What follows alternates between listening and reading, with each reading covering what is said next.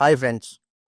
ఈరోజు నేను మీకు చెప్పబోయే కథ వింటే మీ గుండె తరుక్కుపోవడం ఖాయం. మనం నమ్మిన నీడే మనల్ని వంచిస్తే ఎలా ఉంటుంది? ఒక కన్న తల్లే తన సుఖం కోసం కన్న కొడుకుని బలి ఇస్తే ఆ తర్వాత ఏం జరిగింది? ఇది 2019లో మహారాష్ట్రలో జరిగిన ఒక అత్యంత భయంకరమైన మరియు సెన్సిటివ్ కేస్. ఇందులో సస్పెన్స్ ఉంది. క్రైమ్ ఉంది. అంతకు మించి ఒక తల్లి చేసిన నటన ఉంది. ఈ స్టోరీని చివరి వరకు వినండి. ఎందుకంటే సమాజంలో మానవ సంబంధాలు ఎంతలా దిగజారిపోతున్నాయో మీకు అర్థమవుతుంది. మహారాష్ట్రలోని జల్గావ్ జిల్లాలోని చాహడి అనే ఒక చిన్న గ్రామం. ఆ పల్లెటూరు చాలా ప్రశాంతంగా ఉండేది. అక్కడ నివసించేవారు చాలా వరకు పేదవాళ్లే. కూలి పనులు చేసుకుంటూ బతికేవారు. అలాంటి ఒక కుటుంబమే గణేష్ పాటిల్ కుటుంబం. గణేష్ పాటిల్ కష్టపడి పనిచేస్తూ తన భార్య గీతాబాయి మరియు కొడుకు మంగేష్ పటేల్‌ను పోషించేవాడు. మంగేష్ వయసు కేవలం 12 ఏళ్లు. వాడు చాలా అమాయకుడు. గ్రామంలో ఏ భజన జరిగినా, ఏ కీర్తన జరిగినా మంగేష్ ముందు ఉండేవాడు. అలాంటి పిల్లాడిపై ఎవరికి శత్రుత్వం ఉంటుంది చెప్పండి? ఫిబ్రవరి 2, 2019 శనివారం కావటంతో మంగేష్‌కు స్కూల్ త్వరగా అయిపోయింది. మధ్యాహ్నం 12 గంటలకల్లా వాడు ఇంటికి వచ్చాడు. ఇంటికి రాగానే తల్లితో "అమ్మ నేను టాయిలెట్‌కి వెళ్తున్నాను" అని చెప్పాడు. పల్లెటూరులో ఇప్పటికీ చాలా మంది బయట పొలాల్లో వెళ్తారు. మంగేష్ కూడా అలాగే వెళ్ళాడు. గీతాబాయ్ ఇంట్లో వంట చేస్తూ కూర్చుంది. కొడుకు వస్తే అన్నం పెడదామని అనుకుంది. కానీ గంటలు గడుస్తున్నాయి. మంగేష్ తిరిగి రాలేదు. సాయంత్రం అయ్యింది. సూర్యుడు అస్తమించాడు. గణేష్ పాటిల్ పని ముగించుకొని ఇంటికి వచ్చాడు. కొడుకు లేకపోవడంతో గీతాబాయిను అడిగాడు. ఆమె ఏడుస్తూ వాడు మధ్యాహ్నం బయటికి వెళ్ళాడు. ఇంకా రాలేదని చెప్పింది. ఊరంతా వెతికారు. మంగేష్ వెళ్లే దారిలో వాడి స్నేహితుల ఇళ్లలో వెతికారు. కానీ ఎక్కడా జాడలేదు. 12 ఏళ్ల పిల్లాడు ఎక్కడికి వెళ్తాడు? ఎవరైనా ఎత్తుకుపోయారా అనే అనుమానంతో పోలీస్ స్టేషన్‌లో మిస్సింగ్ రిపోర్ట్ ఇచ్చారు. పోలీసులు వెతుకుతున్నారు. గ్రామస్తులు వెతుకుతున్నారు. అలా ఫిబ్రవరి 3 మొత్తం గడిచిపోయింది. ఫిబ్రవరి 4 ఉదయం గ్రామానికి దగ్గరలో ఉన్న చిన్న అడవిలో ఒక వ్యక్తి పొదల మధ్య ఏదో కనిపించింది. దగ్గరికి వెళ్లి చూస్తే వాడు నిర్ఘాంతపోయాడు. అక్కడ ఒక మనిషి కాలు ఉంది. కేవలం కుడి కాలు మాత్రమే. రక్తం అంటే భయంకరంగా ఉంది. పోలీసులు వచ్చి అడవి మొత్తం వెతకగా మిగతా శరీర భాగాలు ముక్కలు ముక్కలుగా దొరికాయి. కానీ తల మాత్రం లేదు. ఆ దేహాన్ని చూసి మంగేష్ తల్లిదండ్రులు గుర్తుపట్టారు. తమ కొడుకు మరణించాడని తెలిసి వారు గుండెలు పగిలేలా ఏడ్చారు. ముఖ్యంగా గీతాబాయి చేస్తున్న రోదన చూసి గ్రామస్తులంతా కంటతడి పెట్టారు. శరీరాన్ని ముక్కలు చేసిన విధానం చూసి పోలీసులు మొదట ఇది నరబలి అని అనుమానించారు. ఎందుకంటే ఆ సమయంలో 27 ఏళ్ల తర్వాత వచ్చే మౌని అమావాస్య సమయం అది. మూఢనమ్మకాలు ఉన్నవాళ్ళు ఇలాంటి పనులు చేస్తారని పోలీసులు భావించారు. ఊరంతా భయం మొదలైంది. ఏ మంత్రగాడు ఇలా చేశాడో అని అందరూ వణికిపోయారు. పోలీసులు కూడా అదే కోణంలో దర్యాప్తు చేస్తున్నారు. గ్రామంలో ఎక్కడ సీసీటీవీలు లేవు. కానీ ఒక జ్యువెలరీ షాప్ ముందు ఉన్న కెమెరాలో 2 ఫిబ్రవరి నాటి ఫూటేజ్ చూశారు. అందులో ఒక భిక్షగాడు భుజాన ఒక పెద్ద బస్తా వేసుకొని తిరుగుతూ కనిపించాడు. ఆ బస్తా చాలా బరువుగా ఉంది. అందులో మంగేష్ శవం ఉందేమో అని పోలీసులు అతడి కోసం వెతికారు. అతని స్కెచ్ గీయించి ఊరంతా పంచారు. కానీ అతని వల్ల ఏ సమాచారం దొరకలేదు. పోలీసులు ఈసారి శిక్షణ పొందిన కుక్కలను రప్పించారు. ఆ కుక్కలకు మంగేష్ బట్టల వాసన చూపించి అడవిలో వదిలారు. వింతేమిటంటే ఆ కుక్కలు అడవి నుండి వాసన చూస్తూ నేరుగా మంగేష్ ఇంటికి వచ్చాయి. పోలీసులు అనుకున్నారు మంగేష్ బట్టలు ఇంట్లో ఉన్నాయి కాబట్టి కుక్కలు ఇక్కడికి వస్తున్నాయని. కానీ కుక్కలు 2 సార్లు అలాగే చేశాయి. అంటే ఆ నేరానికి ఈ ఇంటికి ఏదో సంబంధం ఉందని పోలీసులకు కొంచెం అనుమానం కలిగింది. గ్రామస్తులను రహస్యంగా విచారించగా ఒక విషయం తెలిసింది. గణేష్ పాటిల్ మేనల్లుడు సమాధాన్ పాటిల్ ఆ ఇంటికి నిరంతరం వస్తూ ఉంటాడు. సమాధాన్ తన మేనత్త గీతాబాయితో చాలా చొరవగా ఉంటాడని పోలీసులు విన్నారు. నిఘా పెట్టగా ఒక నిజం తెలిసింది. గణేష్ పాటిల్ పనికి వెళ్ళినప్పుడే సమాధాన్ ఆ ఇంటికి వస్తున్నాడు. పోలీసులు అతడిని అదుపులోకి తీసుకున్నారు. సమాధాన్ను విచారిస్తే వాడు ఏమీ చెప్పలేదు. అప్పుడు పోలీసులు ఒక అబద్ధం ఆడారు. "నువ్వు మంగేష్‌ను ఎలా చంపావో మాకు సీసీటీవీలో దొరికింది. రాజేంద్ర పటేల్ కూడా అన్నీ ఒప్పేసుకున్నాడు.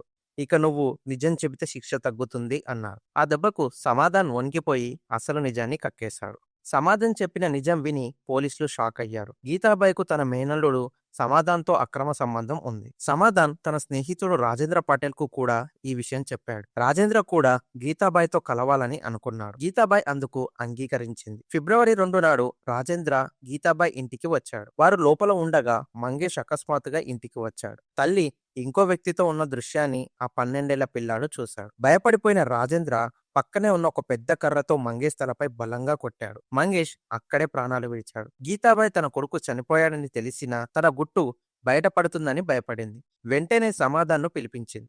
ఆ రాత్రి ముగ్గురు కలిసి శవాన్ని బస్తాలో వేసి అడవికి తీసుకెళ్లి ఆనవాళ్లు దొరకకుండా ముక్కలు ముక్కలుగా కోసి విసిరేశారు. కొడుకును చంపిన తర్వాత కూడా గీతాబాయి ఏమీ తెలియనట్లు ఊరంతా ఏడుస్తూ తిరిగింది.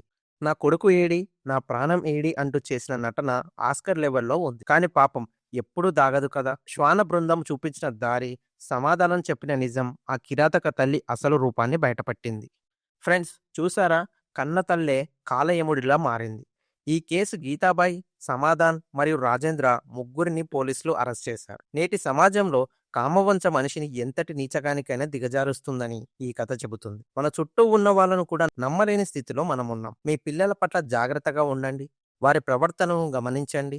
ఇళ్లలోకి వచ్చే వ్యక్తులపై నిఘా ఉంచండి. ఈ కేసులో మనం ఒక విషయాన్ని గమనించారు. 2019 ఫిబ్రవరి నాటి ఆ పరిస్థితులు గ్రామంలో ఎంత భయంకరంగా ఉండేవో ఊహించుకోండి. మౌని అమావాస్య అంటే ఆధ్యాత్మికంగా ఎంతో ప్రాముఖ్యత ఉన్న రోజు. కానీ దురదృష్టవశాత్తు మన దేశంలోని కొన్ని మారుమూల ప్రాంతాల్లో ఈ రోజున సిద్ధి పొందేందుకు నరబలులు ఇస్తారనే ఒక చెడు నమ్మకం ఉంది. మంగేష్ శరీరం ముక్కలు ముక్కలుగా దొరకడం, తల కనిపించకపోవటం చూసి పోలీసులు కూడా తప్పుదోవ పట్టారు. ఎందుకంటే మంత్రగాళ్ళు సాధారణంగా తలని తమ వద్దే ఉంచుకుంటారని ఒక అంచనా ఉండేది. ఈ తప్పుడు కోణం వల్ల నిజమైన నేరస్తులు అంటే గీతాబాయి మరియు ఆమె బంధువులు కొన్ని రోజుల పాటు తప్పించుకోగలిగారు. వారు కూడా గ్రామస్తులతో కలిసి ఎవరో మంత్రగాడు మా పిల్లాన్ని బలి ఇచ్చాడు అని కథలు అల్లడం మొదలుపెట్టారు. ఇది ఎంతటి కిరాతకమో ఆలోచించండి.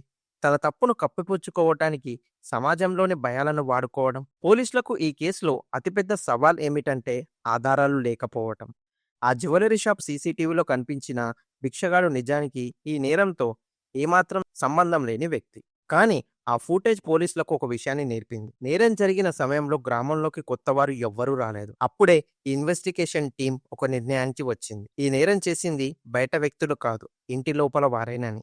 అందుకే వారు మంగేష్ తండ్రి గణేష్ పాటిల్‌ను కూడా ఆ ఇంటికి అతిథిగా వస్తున్న సమాధాన్ పాటిల్‌పై దృష్టి పెట్టారు. పోలీసులు Samadhan mobile phone record check చేయగా అతను గీతాబాయితో రోజుకు పదుల సంఖ్యలో ఫోన్ కాల్స్ మాట్లాడుతారని తెలిసింది. ఒక మేనల్లుడు మేనత్తతో ఇన్ని గంటలు ఏం మాట్లాడతాడు అనే సందేహమే ఈ కేసును మలుపు తిప్పింది. సాధారణంగా ఏ నేరంలోనైనా ఒక తల్లి ప్రమేయం ఉందంటే సమాజం నమ్మదు. కానీ గీతాబాయి విషయంలో ఆమె తన అక్రమ సంబంధం బయటపడుతుందనే భయంతో కన్న ప్రేమను చంపేసుకుంది. రాజేంద్ర పటేల్ ఆ పిల్లాడిని కొట్టినప్పుడు కనీసం అప్పుడైనా ఆమె తన కొడుకని కాపాడుకోవాల్సింది.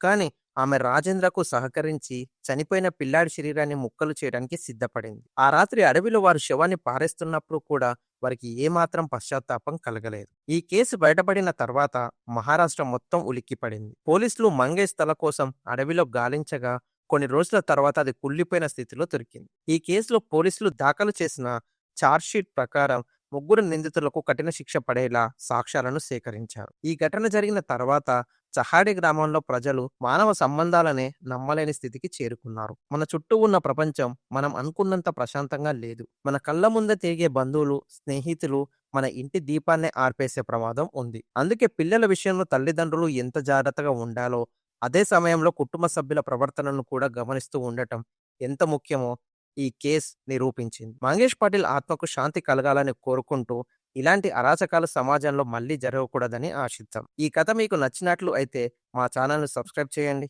ఇలాంటి మరెన్నో వీడియోల కోసం బెల్ ఐకాన్‌ని క్లిక్ చేయండి.